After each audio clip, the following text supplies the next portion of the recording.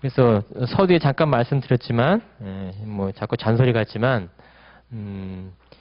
자기가 봐왔던 기본 교재, 무슨 교재라도 상관없어요. 그 기본 교재 보면서 우리 저기 커리에 보면 이렇게 목차를 해놨단 말이에요. 그래서 오늘 첫 번째 월요일 날 보면 집행권한하고 집행문 부여 요건, 그러니까 집행권한과 집행문 부연, 그러니까 집행권한들이 뭐 있는지.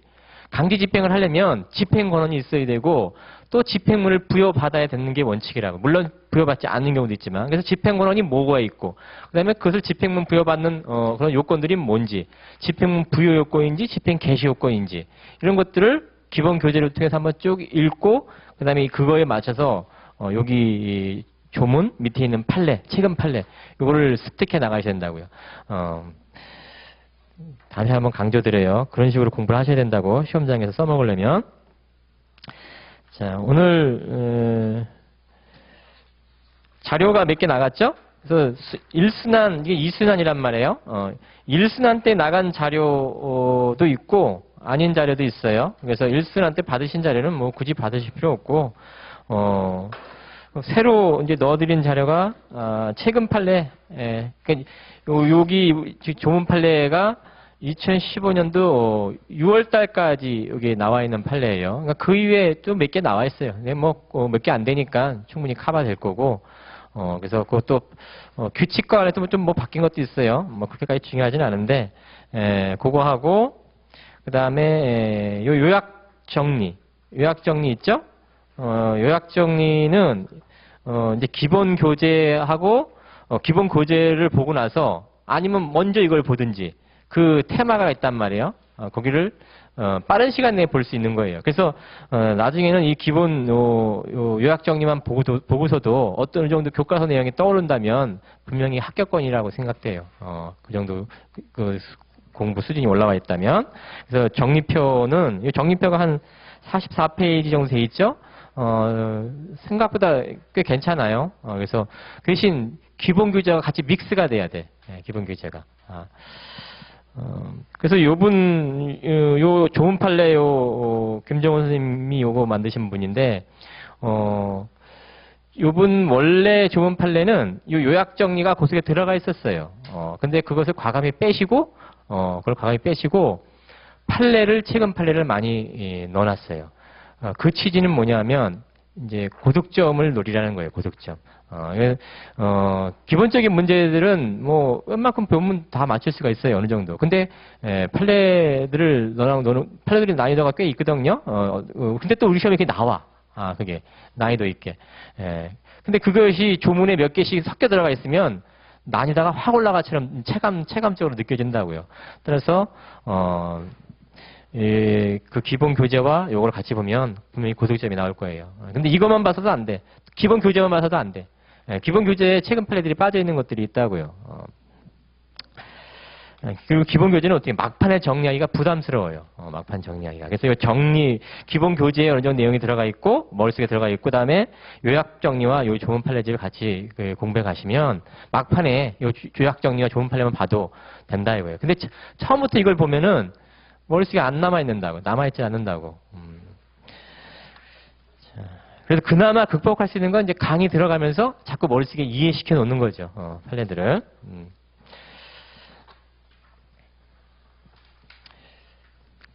그래서, 오늘 나눠드린 자료 중에 도표 하나 있죠? 그거부터 먼저 간략하게 볼게요. 도표.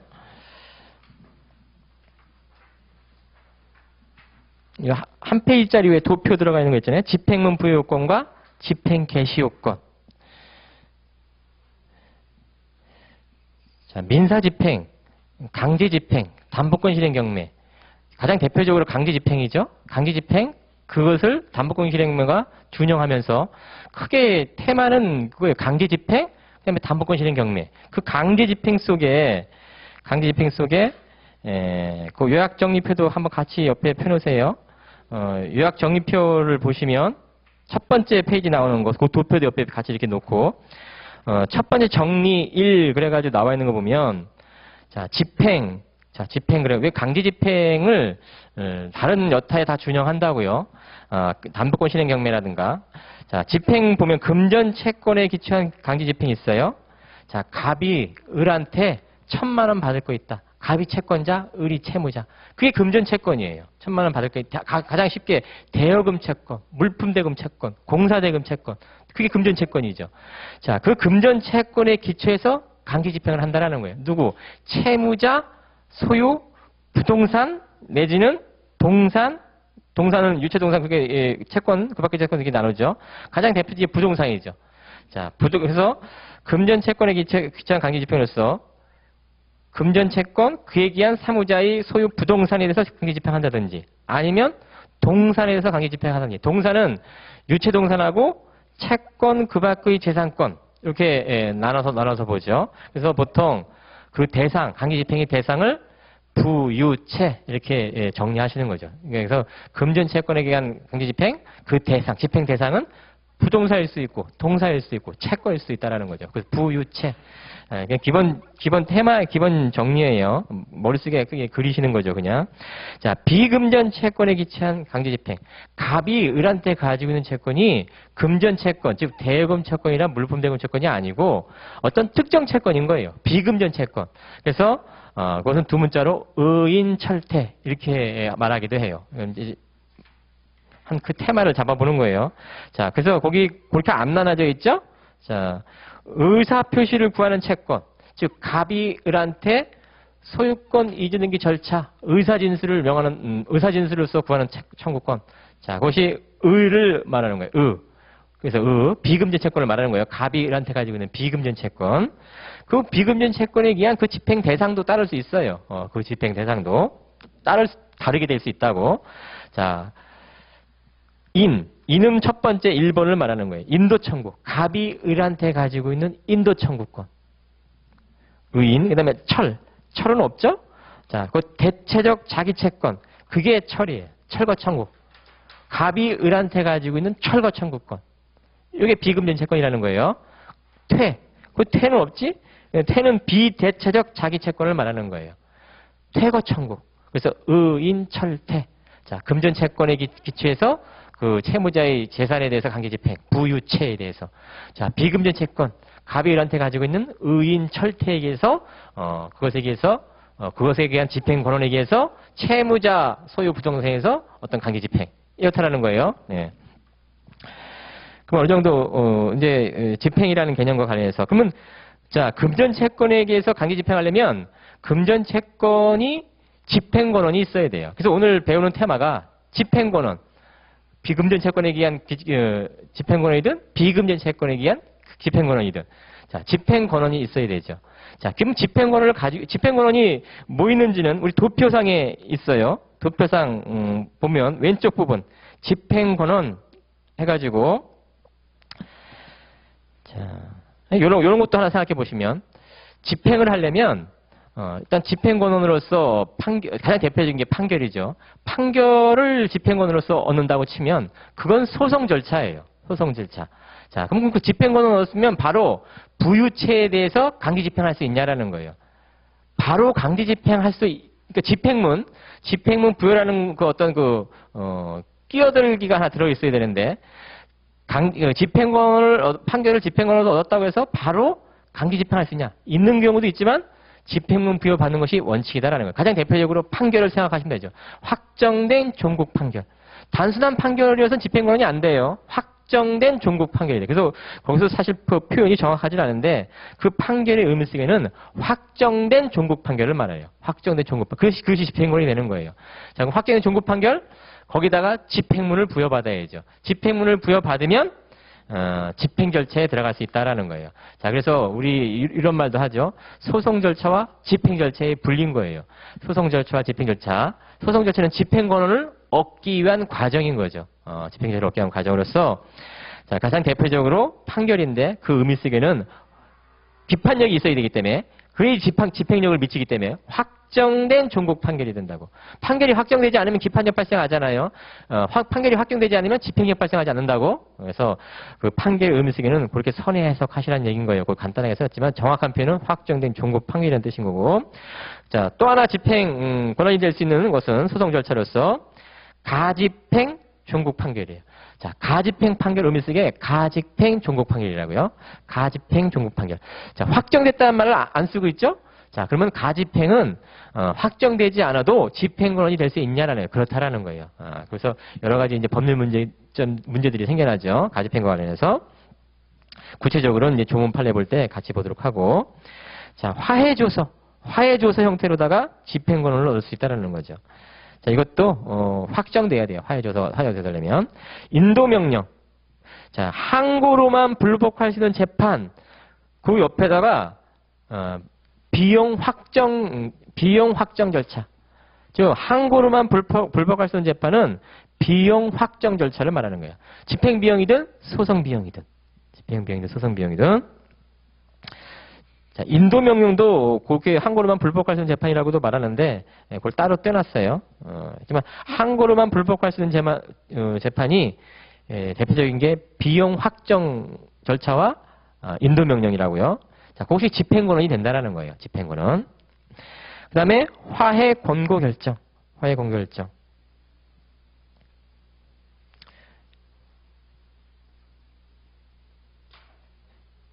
판사가 먼저 강제 조정하기에 앞서 화해를 먼저 유도시켜요. 왜 판사는 그 인사고과와 관련해서 얼마만큼 이 당사자 항소율을 낮추는 그런 판결을 유도해내냐가 그 인사고과에 반영되기 때문에 이 화해를 먼저 권유한다고요. 화해하라고. 그래서 화해 권고 결정으로서 판결에 준하는 어떤 그 결정물을 끌어내는 거죠. 자, 그것이 집행권한이 될 수 있다라는 거예요. 자, 집행증서. 이 집행증서는 재판 절차를 거치지 않는 거예요. 자, 공증인이 재판 절차를 거치지 않는 일종의 일정한 요건하에 공증인이 공증해진 문서로서 집행수락의 의사죠. 채무자의 집행수락 의사. 그런 것들이 들어가면 이 집행증서가 집행권한이 된다라는 거죠. 그래서 여기까지 나와 있는 것들 집행권한. 지금 1번부터 7번까지 나와 있는 것은 집행문이 필요한 경우를 말해요. 집행문이 요런 것들은 그러니까 확정 종국 판결 내지는 그에 준하는 거, 가집행 선고를 포함해서 집행문이 있어야지만 집행 절차에 들어갈 수 있다라는 거고.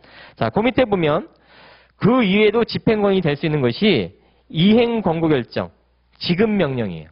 자, 이것도 이행 권고 결정이 확정된 이행 권고 결정이 돼요. 확정된 지급 명령이 돼요. 그래야지 집행권이 될 수 있다는 거예요. 구체적으로. 자, 그것 말고도 검사의 명령, 검사 형사 사건을 말하는 거예요.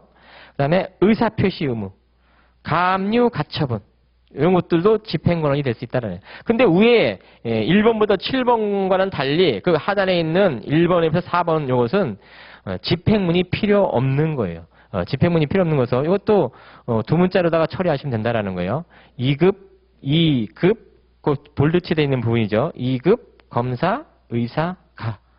2급 검사, 의사, 가. 이렇게 쭉 이런 것들은 나오면 그냥 바로 찍어내실 수 있어야 되는 것들이에요. 이렇게 두 문자 정리되는 것들은. 다른 사람들도 다 그렇게 공부하신다라는 거예요. 자, 그래서 집행문 필요 없는 거, 집행문 필요한 거. 이렇게 쭉 구분이 될 수 있죠, 일단. 자, 그 다음. 자, 집행문과 관련해서 원래 그 일반적 요건 밑에 1, 2, 3 하고 그다음에 집행문 송달 X 이렇게 돼 있죠? 원래 그 상단에 있는 1번부터 7번까지는 집행권한을 송달하는 거예요. 집행권한. 집행문을 송달하는 것이 아니고. 그래서 그렇게 표현하는 거니까 그 도표를 읽으실 수 있어야 된다는 뜻인 거예요. 제가 그래서 연습을 시켜드리는 거예요. 자, 집행문 일반적 요건도 그렇게 되어 있지만 자, 특별 요건으로서 일정한 경우에는 집행문 부여 요건이 되는 경우도 있고 또는 오른쪽 보세요. 집행 개시 요건이라고 되어 있어. 즉 집행문 부여받을 때 일정한 요건을 갖췄냐 못 갖췄냐 판단하는 것으로서 집행은 부여 요건으로 작용하는 것과 집행 개시 들어갈 때, 집행할 때, 집행할 때 필요한 요건이 이렇게 나눠져 있다는 거예요. 그걸 외우셔야 돼요. 외우셔야 된다고. 그래서 특별 요건으로서 조계 수다 먼저 이렇게 정리하셔야 되고 이 도표를 보시고 기본 교과서 보고 왔던 전제하에 두문 정리를 해드리는 거예요. 자, 조계 수다에서 조는 조건을 말해요. 조건. 그 다음에 계는 승계를 말해요. 승계. 그 다음에 수통부여, 제도부여 있죠? 수통부여할 때 수, 제도. 요 제도 옆에다가 다시 이렇게 다시. 제도 부여한다는 건 다시, 그 다시 제자예요. 다시 부여한다는 뜻인 거예요. 한번 그 집행문을 써먹었어요. 그러니까 집행 권원에다가 뒤에 덧붙여서 집행문을 붙여가지고 강제 집행을 하게 되는데 부동산 집행이든 유치동산 집행이든 채권 집행이든 한 번 써먹었다고. 그런데 그걸 다시 발급받지. 그러니까 한 번 써먹었는데 사라졌죠? 그러면 다시 발급받아서 써먹겠다라는 거. 아니면 분실했다. 분실했을 경우에도 그렇게 다시 받는 거죠. 그래서 다 제도 옆에다가 다시라고 쓰시면 된다고 해서 조계, 수, 다. 요건 뭐예요? 앞에 1번부터 7번까지,